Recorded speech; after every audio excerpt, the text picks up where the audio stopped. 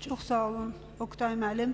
Mən ilk öncə bugün 30 aprel Azərbaycan Dövlət Neft Akademiyasında törədilmiş terror aktının il dönümüdür və mən həlak olan o dəyərli gənclərimiz və ziyalılarımızı rəhmətlə anırıq və bu terroru təşkil edənləri və həyata keçirənləri də lənətlə pisləyirik və lənətlə hər zaman pisləyəcəyik, lənətləyəcəyik. Oktay müəllim, mən sizin dediklərinizi tamamilə dəstəkləyirəm. Çünki vəziyyət o yerə çatıb ki, həmin bu millət vəkilləri nəinki Azərbaycanın işğal olunmuş ərazilərinə gedir, sonra məsələn Avropa Şurası tribunasından Azərbaycan Xarici İşlər Nazirini ittiham edirlər.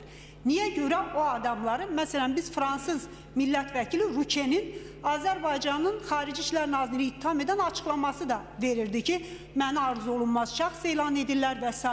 Yəni artıq bu məsələ ilə bağlı çox ciddi şəkildə tədbirin görülməsi lazımdır və biz onun o zaman cavabını verdik ki, əgər biz bunu sizə qarşı etmiş olsaydıq, siz nə addımlar atardınız, siz daha sərt addımlar atardınız.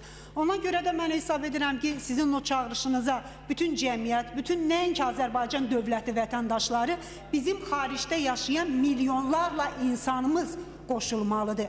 Və mən ilk öncə bu çağırışı onlara səsləndirirəm ki, dünyanın hər yerində, elə Avropa ölkələrinin özündə bizim minlərlə, 10 minlərlə diasporda insanımız var və o insanlar sakit baxmamalıdır. Onlar o ölkələrin vətəndaşları da, bir çoxları da mütləq bu sərt reaksiyalarını göstərməlidirlər və mən onların həmin deputatlara qarşı və Avropa Parlamenti ümumiyyətlə hansı ölkədə bu addım atılırsa sərt reaksiya göstərməyə çağırıram və ən vacib də Oktay müəllim, çox yaxşı olardı ki, mən hesab edirəm, biz Xarici İşlər Nazirliyinin bu qərarını da daha sərt şəkildə təqdim etmək üçün parlamentimizdə sizin təşəbbüsünüzlə, sizin rəhbərliyinizlə işğal olunmuş ərazilər haqqında qanun layihəsini müzakirəyə çıxaraq və ölkədə bununla bağlı bir sərt qanun da qəbul olunsun ki, nəinki millət vəkilləri, o ərazilərdə sabah kimsə bizneslə, kimsə bilmirəm, mən konsert verməyə gedirəm, mən biznes üçün gedirəm. Bu insanların hamısı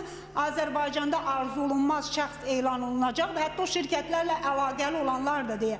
Biz bu qanun layihəsini hazırlayıb, müzakirəyə çıxardıq, daha sərt, mənə elə gəlir ki, mövqe bildirməmizə çox ciddi ehtiyac olardı. Mən də sizin bütün bu təşəbbüsləri dəstəkləyərək, diaspordakı insanlarımıza da bu məsələdə aktivliyə çağıraraq qısa bir məsələni də vurğulayacağım ki, ötən axşam sosial şəbəkələrimizdən Tutu Cumayeva adlı, Rüxsarə Cumayeva adlı bir Qarabağ veteranımızla bağlı bir kampaniya başladılar ki, ona köməklə bağlı.